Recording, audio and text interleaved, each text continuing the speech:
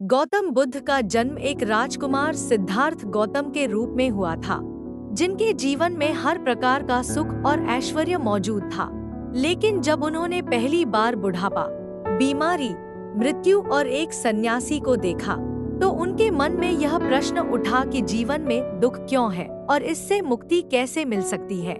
इसी सत्य की खोज में उन्होंने राजपाट, परिवार और सभी भौतिक सुखों का त्याग कर दिया और वर्षों की तपस्या व गहन ध्यान के बाद बोधि वृक्ष के नीचे ज्ञान प्राप्त किया, जिसके बाद वे गौतम बुद्ध कहलाए और उन्होंने संसार को यह महान सत्य सिखाया कि इच्छा ही समस्त दुखों की जड़ है, क्योंकि जितना अधिक मनुष्य चाहता है उतना ही अधिक उसका मन अशांत होता जाता है। इसलिए संतोष और संयम ही सच्चे सुख का मार्ग है।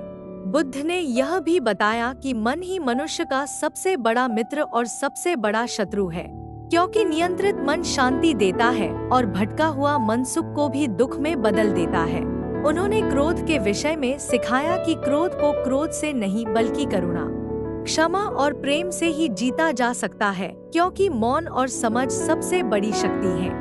बुद्ध ने वर्तमान में जीने की शिक्षा दी, क्योंकि अतीत बीत चुका है और भविष्य अभी आया नहीं है, जबकि सच्चा जीवन केवल इसी क्षण में संभव है।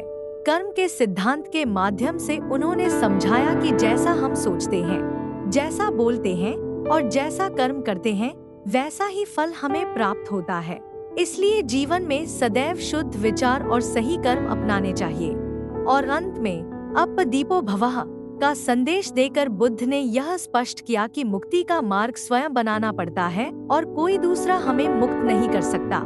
आज के तनाव, भागदौड़ और अशांति से भरे जीवन में यदि हम बुद्ध की इन शिक्षाओं, कम इच्छा, मन पर नियंत्रण, करुणा, वर्तमान में जीना और सही कर्म को अपनाएं, तो जीवन अपने आप सरल, संतुलित और शांत हो सकता है। क्योंकि गौतम बुद्ध हमें यही सिखाते हैं कि दुनिया बदलने से पहले यदि हम अपने मन को बदल लें, तो जीवन स्वयं ही सुंदर हो जाता है। अगर इस कहानी ने आपके मन को थोड़ी सी भी शांति दी हो, तो समझिए बुद्ध का संदेश आप तक पहुंच गया। नाज़िया के अनुभव, जहां शब्द कम होते हैं और शांति ज्यादा।